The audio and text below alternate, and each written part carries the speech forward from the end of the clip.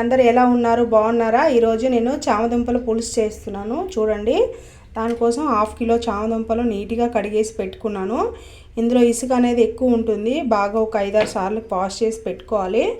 ఇందులో వాటర్ వేసేసి మంచినీళ్ళు వేసేసి ఉడకనిచ్చుకోవాలి చామదుంపలు అనేది. చామదుంపలు అయితే మనమైతే ఉడకబెట్టుకుందాము. చామదుంపలు ఉడికాక చూపిస్తాను. ఈ లోపల కొంచెము ఒక ఇంత చింతపండు, ఒక లెమన్ సైజు చింతపండు, పెద్ద లెమన్ సైజు చింతపండు, పులుపుకు చూసుకొని దాని తగ్గట్టు చింతపండు అయితే నానబెట్టుకోవాలి.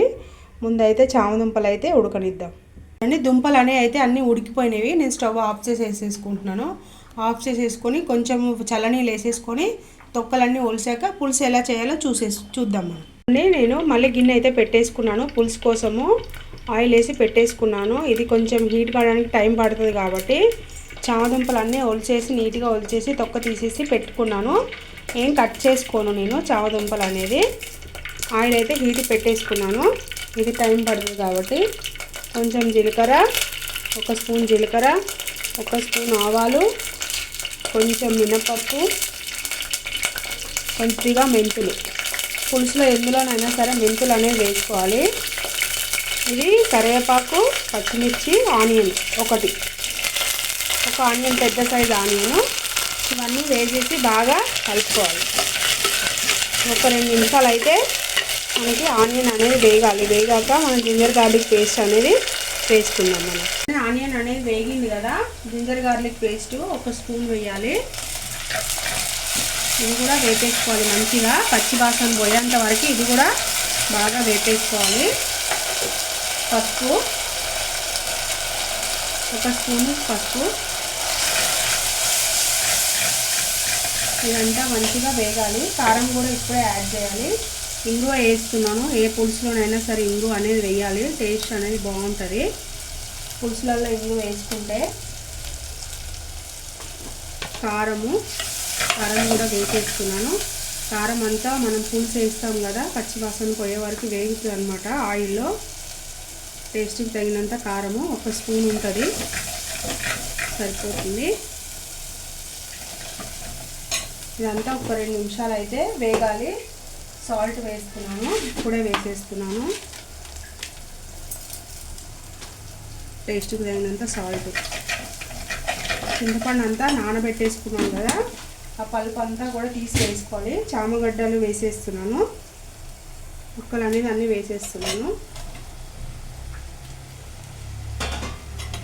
వేసేసుకొని ఇట్లా మెల్లగా కలబెట్టుకోవాలి.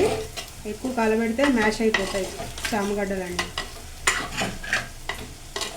1 నిమిషం ఇట్లా ఉంచాక మనం చింతపండు పలుపు అనేది వేసుకోవాలి. చింతపండు పలుపు ఉంది కదా, ఇదంతా పిసికేసేసి వేసేసుకోవాలి. చూడండి, పులుసు అంతా కూడా వేసేసుకున్నాను. ఒక 2-3 నిమిషాలు అయితే ఇది బాగా మరగాలి.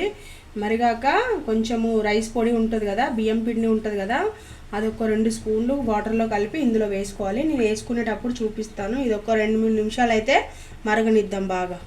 చూడండి, చారు అంతా మరుగుతుంది కదా. ఇదిగో బియ్యం పిండి, ఒక 2 స్పూన్ల బియ్యం పిండి ఇది వాటర్లో వేసేసి ఉండలు లేకుండా ఇట్లా కలిపేసుకొని, ఉండలు అనేది ఉండకూడదు. ఇదంతా కూడా ఇందులో వేసేసుకోవాలన్నమాట. వేసేసుకుంటే చారు అనేది, పులుసు అనేది చిక్కగా ఉంటుంది. టేస్ట్ ఒక మంచి ఇది వస్తుంది అన్నమాట. బియ్యం పిండి అది వేసుకుంటే టేస్ట్ అనేది చాలా బాగుంటుంది. ఇంకొక 2 నిమిషాలు అయితే మరగనిద్దాం. చూడండి, అంతకుముందు ఎట్లా ఉంది, ఇప్పుడు ఎట్లా ఉంది చూడండి. ఇట్లా చిక్కగా అవుతుంది అన్నమాట. టేస్ట్ అయితే చాలా బాగుంటుంది పులుసు అనేది. ఇంకొక 2 నిమిషాలు అయితే మరగనిద్దాం. పులుసు అంతా కూడా మరిగింది. Stove off చేసేసేస్తున్నాను. ఒక 2-3 నిమిషాల ముందే మట్టి స్పాట్లో అనేది ఆఫ్ చేసేసుకోవాలి. అప్పుడు మనకి కరెక్ట్గా కన్సిస్టెన్సీ వస్తుంది. ఇది సరిపోతుంది ఇంత. నేనైతే ఇంకొక సర్వింగ్ బౌల్లోకి అయితే తీసేసుకుంటున్నాను. ఇంకొక బుజ్జి కుండలో అయితే ఈ పులుసు అనేది సర్వ్ చేసుకుంటున్నాను. చేసుకున్నాక మీకు చూపిస్తాను. ఫ్రెండ్స్, సర్వింగ్ బౌల్లోకి అయితే తీసేసుకున్నాను. ఎంతో టేస్టీగా ఉండే చామదుంపల పులుసు అయితే రెడీ అయిపోయింది ఫ్రెండ్స్. ఓకేనా? ఈ వీడియో కనుక మీకు నచ్చినట్టయితే లైక్ చేయండి, షేర్ చేయండి, నా ఛానల్ సబ్స్క్రైబ్ చేయండి. ప్రతి ఒక్క వీడియోకి అయితే లైక్ అయితే చేయండి. ఓకేనా? Bye bye.